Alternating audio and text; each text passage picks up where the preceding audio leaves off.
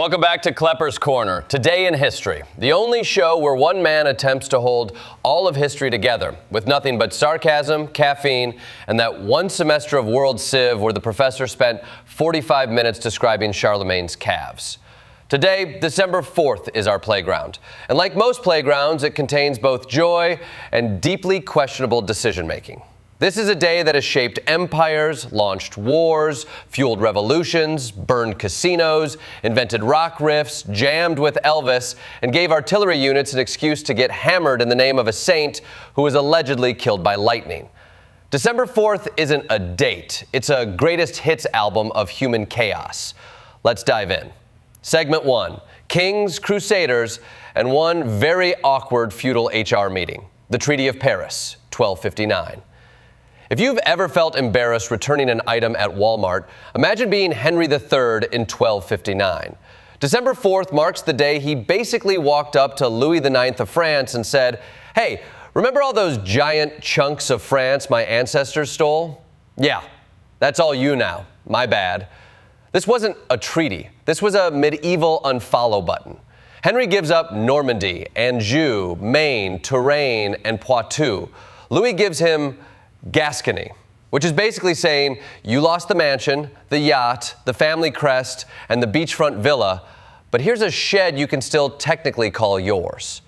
And the most humiliating part? Henry had to perform liege homage. Imagine the King of England kneeling to the King of France like he's auditioning for a medieval production of The Bachelor, Feudal Edition. Henry keeps Gascony, but only if he swears loyalty to Louis, which is historically the kind of arrangement that leads directly to wars, hurt feelings, and at least 2 bad Netflix series. This treaty is basically the previously on for the 100 Years' War, the geopolitical equivalent of that one text fight you knew was going to spiral, but you sent it anyway.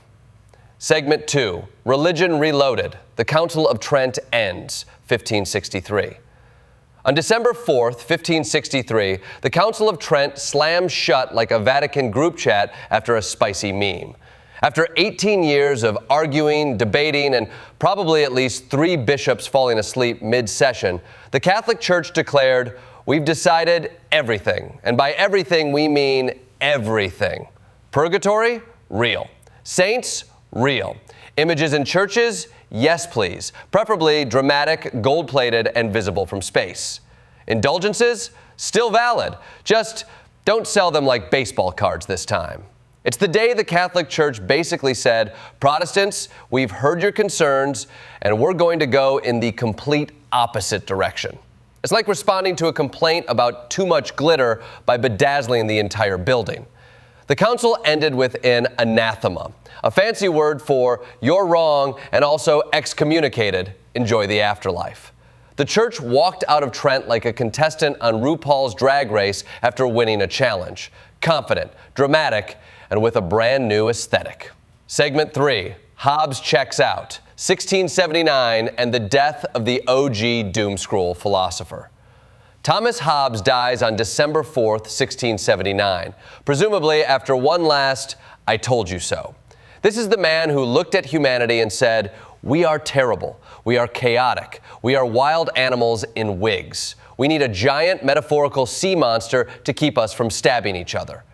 Hobbes invents the concept of the social contract, the idea that we all surrender a little freedom to have a functioning society, which, in modern terms, is the moment you click "I agree" on the Wi-Fi login page. His masterpiece, Leviathan, argued that people are naturally selfish, brutish, and violent, which, to anyone who has ever worked retail, rings true on a soul-deep level. Hobbes was so controversial, he feared being burned as a heretic. In today's world, he'd fear being ratioed. But the man's ideas remain, shaping everything from political science to Twitter arguments between people who very much need to log off. Segment 4, Flames, Ghost Ships, and the Civil War's December Chaos, 1829 to 1872. December 4th is a buffet of 19th century drama. First, 1829, sati is abolished in India. Lord William Bentinck banned the burning of widows alive. Good, great, necessary, But also, let's acknowledge the colonial energy of the British declaring, "We're here to stop your traditions," while also doing things like, I don't know, conquering entire continents. Then, 1861, the Senate boots John C. Breckinridge. He goes from Vice President of the United States to Confederate General to banned from the building. It's Congress saying, you can disagree with us, but you cannot declare war on us. That's a workplace violation. In 1863, Longstreet gives up at Knoxville. Longstreet retreats, Burnside celebrates, and East Tennessee remains firmly in Union hands. The Confederacy, meanwhile, collects another L for its growing playlist. In 1864, the Battle of Waynesboro, Kilpatrick versus Wheeler. Union cavalry wins. Sherman's march continues. The Confederacy's Yelp rating drops to a 1.2. In 1865, North Carolina ratifies the 13th Amendment. December 4th becomes a milestone on the road to ending slavery. Not just a date, but a turning point in American morality. And finally, 1872, the Mary Celeste, the most famous ghost ship ever found, drifting with no crew, no struggle, and no logical explanation. It's basically the nautical version of that friend who ghosts you, but leaves all their stuff at your house.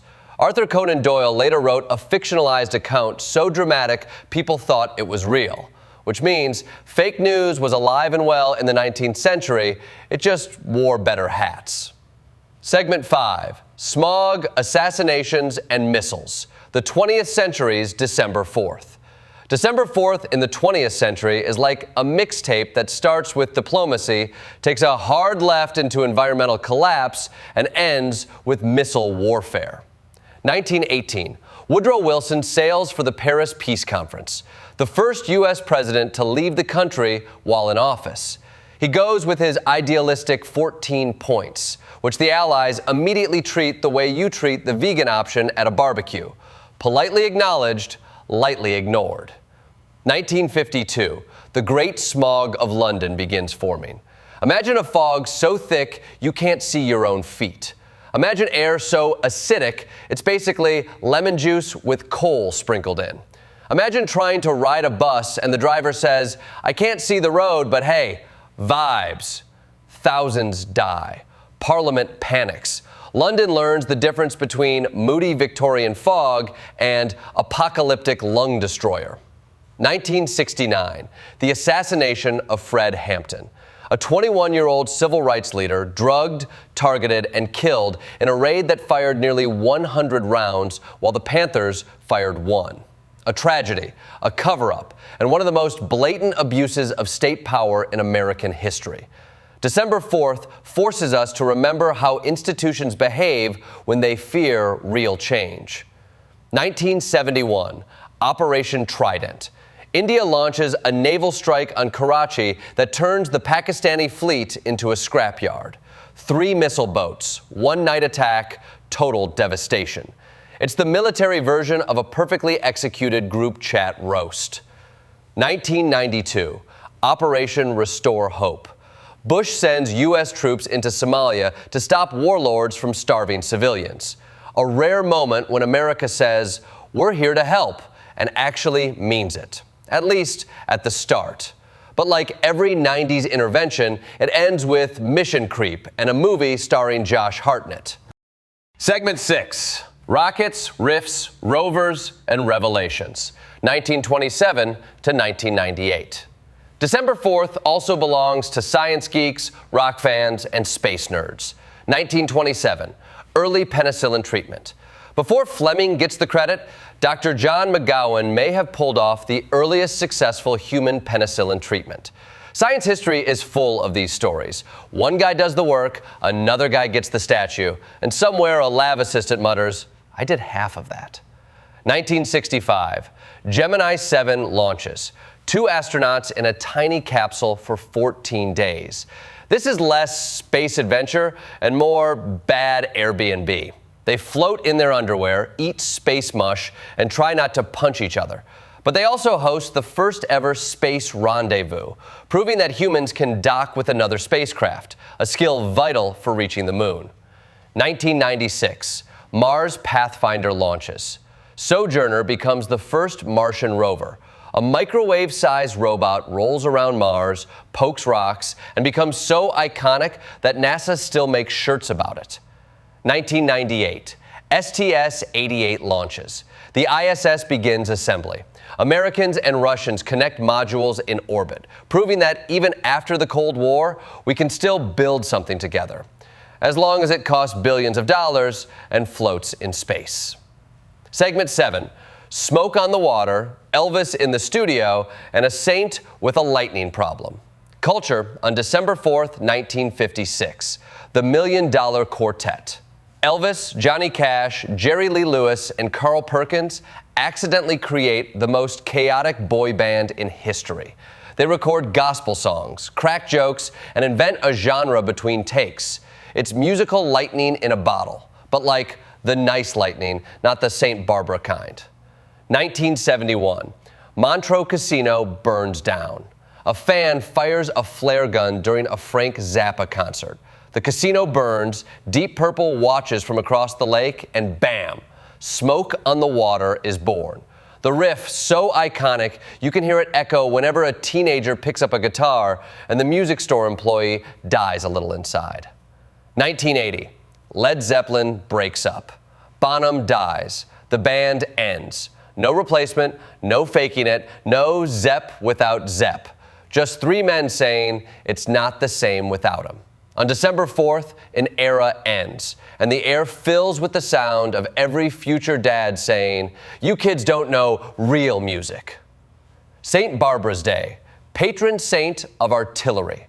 Legend says her father killed her. Lightning then killed him.